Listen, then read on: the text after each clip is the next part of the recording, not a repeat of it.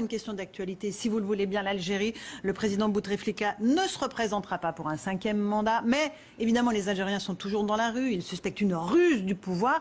Est-ce que vous n'avez pas été un peu vite en besogne en vous réjouissant hier? Et deuxièmement, est-ce que vous êtes d'accord avec Marine Le Pen qui demande la suspension des visas français pour les Algériens? Non, non, certainement pas. Non, d'abord, commençons par dire ce qui est une évidence, c'est que les Français sont très intimement liés à l'Algérie. Pas seulement par des souvenirs tragiques de la guerre, mais aussi par des dimensions plus joyeuses, plus aimantes. Il y a 3 200 000 pieds noirs, fils de pieds noirs et petites filles de pieds noirs, et il y a 3,5 millions de binationaux franco-algériens. Cela représente un total de 7 millions de personnes qui se sentent directement concernées quand il se passe d'un côté quelque chose ou de l'autre. Et dans ces conditions, il n'y a pas d'autre peuple avec lequel, je dis bien, il n'y a pas d'autre peuple dans l'univers avec lequel le peuple français soit plus intimement lié. Nous avons ensemble des familles, des gosses, des tontons, des tatas, des cousins, tout ce qu'on veut. Donc, quand l'Algérie se met en mouvement, le peuple algérien se met en mouvement, bah, la sympathie va évidemment, en tout cas pour des gens comme moi, du côté du très grand nombre. Et c'est vrai, comme cette fois-ci, comme ça avait pu l'être il y a de cela quelques années, lorsque la Kabylie s'était mise en mouvement.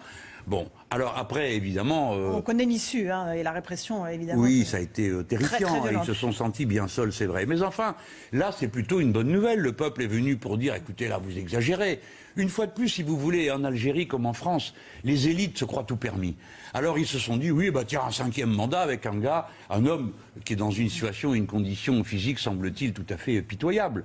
C'est pas très respectueux pour lui non plus. Donc je pense qu'il y a eu un sursaut de dignité et du coup les gens se sont dit bah quand même on va se mêler de nos affaires.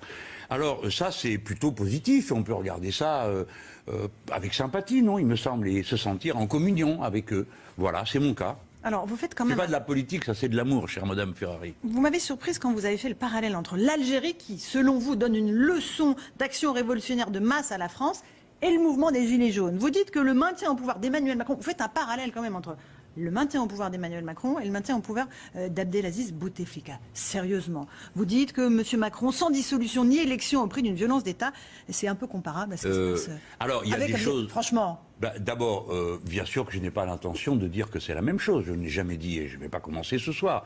Mais il faut être un peu moins prétentieux. Ne pas regarder les autres en leur donnant des leçons, comme les Français ont l'habitude de le faire.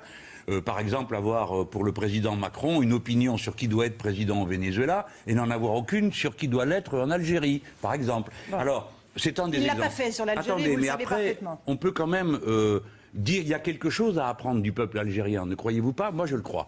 Et je trouve que il y a eu un sursaut de dignité face à un pouvoir qui n'écoute personne. C'est ce qui semble s'être imposé.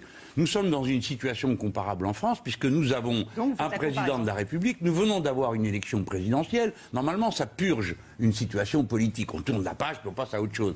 Et là, ça n'a rien purgé du tout. Au contraire, il y a eu 17 semaines d'insurrection citoyenne, conclu par des milliers de gardes à vue, des milliers de gens condamnés en justice, des éborgnés, des mutilés. Bon, nous sommes dans une situation de tension qui normalement